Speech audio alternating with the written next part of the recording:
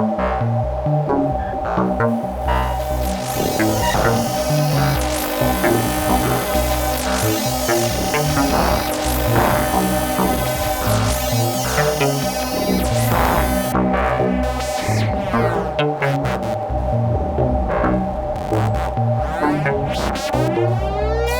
is another oft-stated discriminating factor that purportedly defines the difference between the East Coast sound and the West Coast sound. Here is the crux of the problem with the East Coast synthesis, West Coast synthesis paradigm. It generalizes the work of the two inventors that for which it was named, Bob Moog and Don Buchla. Bob Moog being the East Coast in New York, and Don Buchla being on the West Coast in the Bay Area. What this characterization says is that the legacy of this inventor and the legacy of this inventor are in many ways opposite and extant, on this sort of polar separation that is the two sides of this continent. But for that to be true, it has to be thoroughly true, because you can't really say like, oh, this is what Don Buchla did and this is what Bob Moog did, and so we're naming these things because of how they were different. If you do that, you're not taking into account how the history actually worked. What I would say is the main problem with the coastal metaphor is that, well, it's not really a metaphor. The main problem with the coastal designation is that it jumbles the timelines in order to compare one part of Don Buchla's life to one part of Bob Moog's life, but different parts. And I suppose you could say, well, yeah, it's not about, when it happened. It's the legacy, but it's really not, for a lot of the reasons that we covered in the various videos in this series. But what I would say is, when Don Buchla, invented his music technology, and when Bob Moog invented his music technology, mid-60s, they both were doing it at a certain point. And the truth of the matter was, what they were making were different, just like you'd imagine they'd be different, because they both were making them based on their own experiences, their own knowledge, their own applications of their own technological understanding, et cetera, et cetera, et cetera. Of course, it was going to be different. But both of them were working under a paradigm that already existed. Oscillators and filters and amplifiers, all those things already existed. So what they were doing was taking this technology that existed and had actually been modeled in Boda's 1960 sound synthesizer. They were taking this technology, transistorized, mind you, and they were making these small, compact electronic music studios. They were working from the same spirit of audio technology that existed at that time. And the result was the 100 series and the 900 series were actually pretty similar. I mean, there were differences, obviously, but largely you had oscillators and filters and amplifiers. How they were arranged were slightly different, but compared to what happened to Don Buchla's designs later, initially the 100 series and the 900 series were relatively similar. They were similar enough that you definitely would not say, oh, these two, guys took a totally different approach. You wouldn't say, oh yeah, the coastal, difference is they do it this way, but they do it this way. You wouldn't say that about the 900 and the 100. And if you did, it would be about things like knob style or, patch cables. I mean, and these things are not really designations as far as compositional style or sound, as much as they are just ways that the two different guys did stuff. Not really sound, no pun, designation.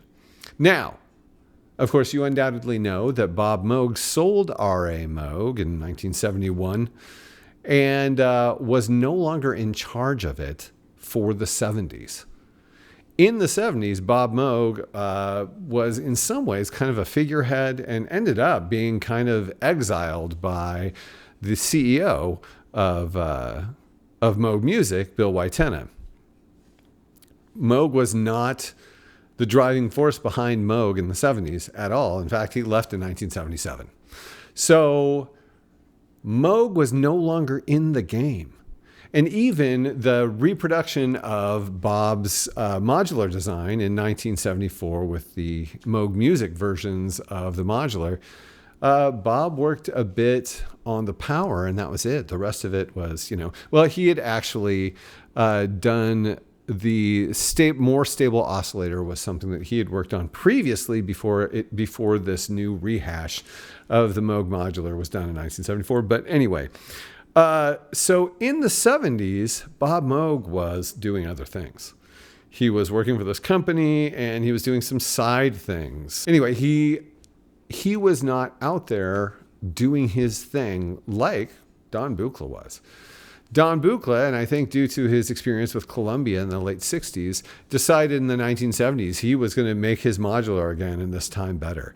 And that's when he started doing the really innovative stuff that we now sort of associate with Don Buchla, like, the 200 series. Basically, this is when that came about. This is when he started putting wave folders in the easel initially and then elsewhere.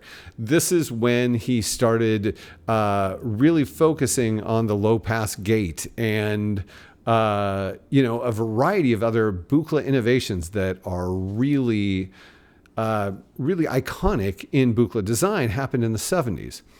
So what would you compare between what Don was doing in the 70s and what Bob was doing in the 70s? Because we already compared what they were doing in the 60s. So in the 70s, Don was defining himself.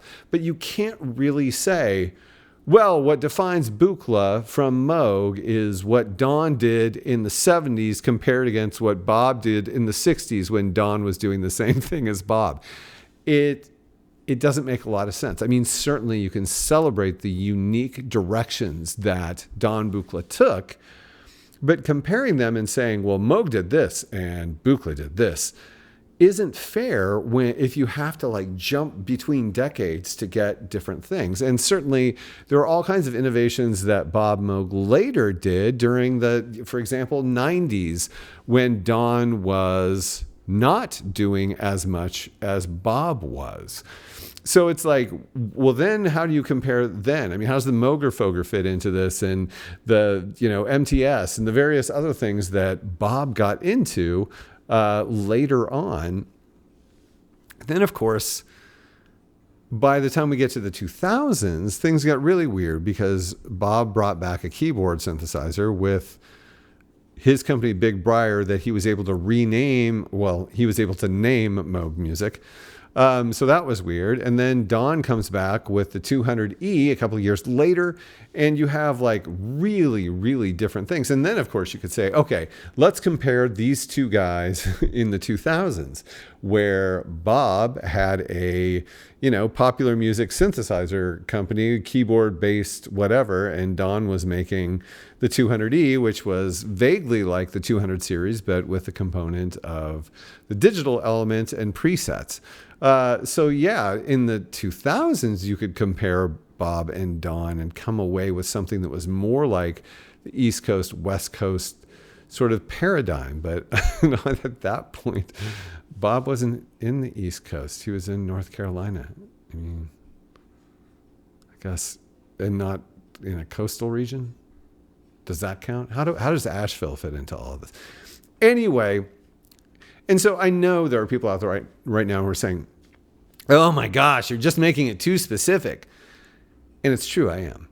But as long as the generalizations aren't untrue, everything is cool. But to make these points, people are making generalizations that you don't even have to go specific on. They're just generally untrue. So that's why I'm kind of digging into these details. But my point in this video is to say, if you compare the legacies of Bob and Don, there were times where they were similar, times where they weren't. There was there was a time when Don Buchla was, working on that Oberheim instrument for Gibson. And it's like, How does that fit into the East Coast, West Coast thing? It really doesn't.